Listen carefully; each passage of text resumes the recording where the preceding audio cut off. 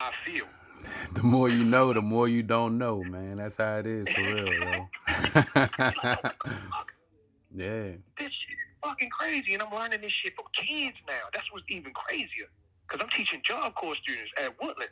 So they bring their children to me on a bus and shit, and I teach them at the electrical facility. True. These little young niggas is hip. Because these niggas watch movies, they watch anime, all this shit, and it's like, the shit that I need to know is in these fucking movies. It's in these fucking cartoons. Right. So when I speak on certain shit, them niggas is already overstanding what the fuck I don't understand. That's so at a given point in time, bro, I had to submit, yo. I submitted to the kids, yo. I said, yo, my bad, bro. I came in there, got on my knees. I said, yo, I apologize, yo. Y'all niggas is the truth. Man. Niggas tell y'all not the truth because y'all don't have high school diplomas and all that other shit. Mm-hmm. You feel me? They calling it a dysfunctional part of society, but the whole time these niggas is functional. They just don't fit in the box that we trying to put them in. Mm-hmm. Yeah. That's facts. So I was just speaking to your point, you know what I mean, that you was making, that all things is electrical. Yeah, man. But the grand point that I was making was this.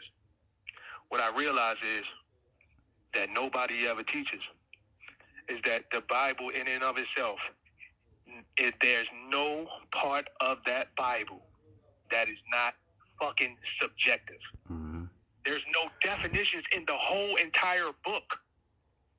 It starts out as a fantasy. You got to understand, you know, in the beginning, you know what I mean? You know what I'm saying? It's like saying Once Upon a Time, but they was like, nah, we can't use Once Upon a Time. That shit is, you know, that's played. That's played. We gotta do something different. It's the greatest story ever told, yo. We gotta do something different, right? All right, in the beginning, right? Boom. That's it. Yo, that shit fucked my head up, bro. When I found that shit, I was like, and no matter who I try to tell this shit to, ain't nobody listening to my ass. Man, get the fuck out of here. Nigga, I told my wife, I said, what you think? I said, what you think God look like, right? Because now I'm in the understanding that use grammar to try to bring the technical sense of the real definition of a word together. Mm. So you can understand what's being conveyed to you. Mm-hmm. So now I'm asking, after looking up all these words, I'm saying adjective, verb. And I'm saying like, none of these motherfucking things exist. Man, what? Fucking nouns in this bitch. Exactly. So I'm like, I said, what's your view of God or whatever? And I was like, paint your picture. She was like, well, I think he's this big man in the sky. You ever seen like the Hamburglar and shit? And I'm sitting here looking at this woman. She's 10 years older than me, my nigga. And I'm sitting here like, you mean to tell me I'm 38, she's 48? You mean to tell me you believe that God looked like the fucking Hamburglar? You think this nigga gonna hold you accountable for some shit you did, like cheating on your husband or some crazy shit? Man, what? Yo, the Jehovah's Witness did a number on your ass. Man, what? Mm-hmm. They fucked you up since a child. Remember, I told you I ain't coming this shit till I was 30. That's why my vision of this shit is a little different. Mm-hmm. It's a little more on the mature side of things than it is on this fabricated fiction fable style. I'm actually looking for the reality of the shit in these stories. Right. I want to know how the fuck does this shit apply. Right. But everybody not looking for that, bro. They're just picking shit and saying it applies. Exactly. And you just said that. You said that shit earlier. You said some shit about so y'all niggas. Damn, I can't remember exactly what you said. But go ahead and say what you're gonna say. But I'm gonna remember. You said that shit to the niggas earlier. Yeah. You said, you asking about Christianity, and you said, so you just gonna believe a story that somebody told you. Yeah. And you don't have no first-hand knowledge of the shit. Yeah, look, it's just passed down, and we just keep passing the story down. That's what I'm saying. That's how we still talking about Santa Claus to this day. That's how these stories, you know what I'm saying? They people understood. Okay, damn, you forgot all of a whole bunch of other shit, maybe that was dealing with knowledge for real. But then this story about Rudolph the Red-Nosed Reindeer, you remember verbatim because it rhymes. So we can teach things in rhyming. We can teach things in music. And at the same time, we can use music to have you thinking about something that you shouldn't even be thinking about. fantasy worlds, fantasy realms. You know what I'm saying? And that's what I'm saying. It's like it all comes back full circle where it's like, oh, I can talk about real shit, or I can just make up a bunch of shit because it rhyme and it sound good. You know what I'm saying? This shit sound good. It rhyme. It all go together. So now, what's next? You know what I'm saying? It's gonna be okay. You know what? Let's keep it real. You know what I'm saying? Let's make sure we keep it real this time. You know what I mean? Let's not. You know what I mean? Let's not go too far off the deep end with the rhyme. We can't. You know. That's what these niggas doing. Yeah, and nah, that's what I'm saying. They not trying to fake it. They trying to actually live out. That's why you see with King Von, all them people like living that shit out and really dying behind this shit. Like rapping that shit and dying behind it. Like they're not playing. They not like faking it. They think that these rappers who they grew up off of was really living it, so they gotta live it. You know what I'm saying? Yes, sir. Yes, sir. My daughter 21, bro. She don't look at me the same. She like, Daddy, you cuss? I'm like, fuck yeah. I'm like, man, fuck all this shit. I'm like, I ain't telling you a lie no fucking more. Man. I said, we taught you that Santa Claus is real. This shit ain't fucking real. And we knew that shit wasn't fucking real. We dumbasses, we teaching you this shit. And so I told her the definition of marriage and shit. And I said, yo, do you know what fucking marry mean? And she's like, yeah, Daddy, you know, you get the wedding dress. I said, no, that ain't what fucking marry mean. I said, marry mean all the niggas that you fucked. They was your fucking husband. Yeah. Everyone. So she like, no, Daddy, it ain't like that. And I'm like, no, it is like that. She's like, well, I still won't get the dress. I said, I hear you, baby girl. I said, but I'm just gonna be honest with you. Daddy is never going to lie to you a fucking again. Stay like that.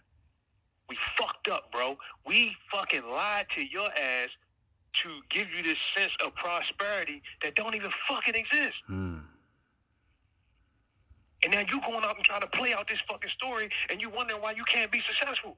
Yeah, because you only been told stories your whole life. All you got is motherfucking fiction your whole life. Nobody told you nothing real. Somebody tell you something real and it's like, whoa, shit. You know what I mean? That's too real. Can we go back to fantasy? Can we? That's why they stay trying to go back to it. Like, they be doing that shit. Let's go back to what God said and what, you know what I mean? God didn't say that. That's what I'm trying to tell y'all. Y'all not listening. And they like, that's blasphemy. Yeah, huh?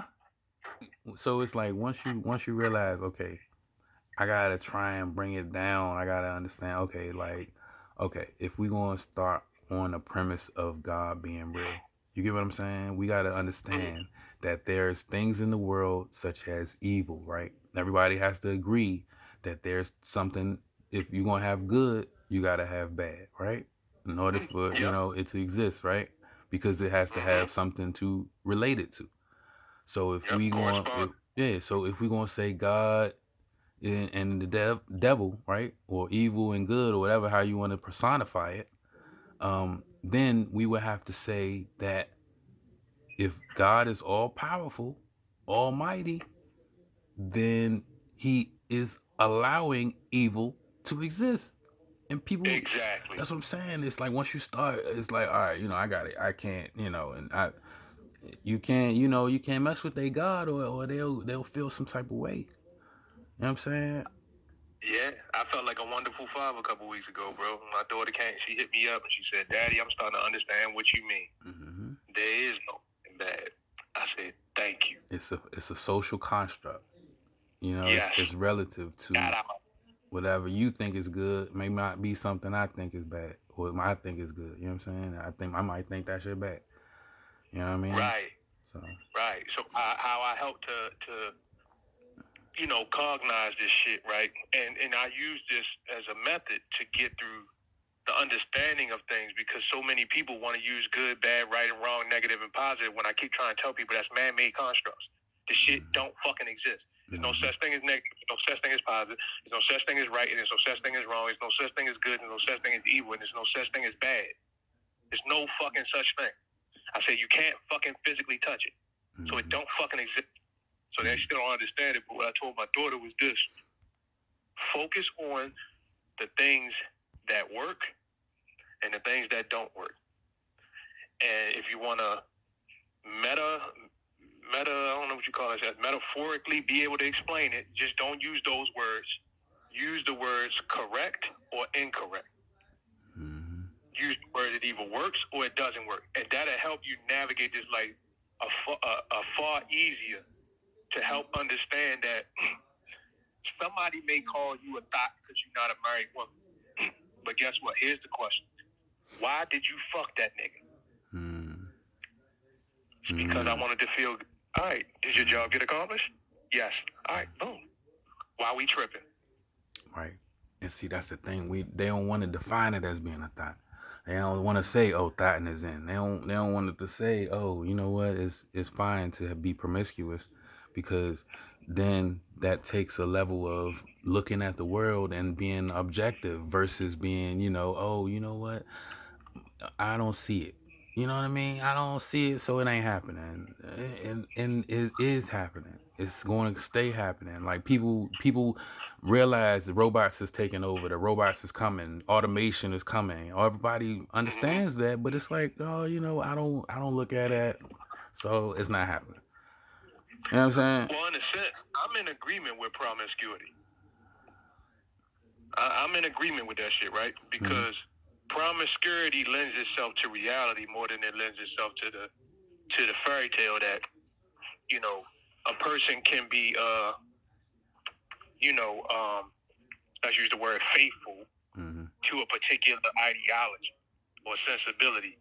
We not acknowledging the biological sense of ourselves. Where a nigga get horny, he just wants to stick his shit in a hole. You feel me? So I try to lend myself more to the reality aspect of it, more so than the non-reality of it. So what I do with my own daughter, and it might sound crazy, but it's not to me. So I could care, less how a person might view it per se. But me and my daughter, we talk real, and I let her know that she for the streets. How do I let her know she for the streets? I tell her to judge her own behavior. Your behavior is letting you know that you're for the streets. And so she questions why, and I tell her why. And I say, let me ask you a question. The Audi that we getting ready to work on getting you, right? Do you want it used or do you want it new? She said, Daddy, I want it new. I don't want nobody, ever been in the car before. I said, I got you. Now, look at yourself as the Audi. And look at a man going out onto the lot to try to pick what woman he wants. Do he want a used woman or do he want a new woman? Nigga, she obfuscate the point every time. Come on, Daddy, it ain't that serious. No. You wanted to go here. You asked the question. Yeah. Keep it a buck. Yeah. Because it's hitting home. Because your promiscuity is leading you to the idea that your future is fucking due. You getting used and abused. Say it again. I said, yeah, you getting used and used up. That's it. And the whole thing is, it's less of she getting used. It's more of she's allowing herself to be used.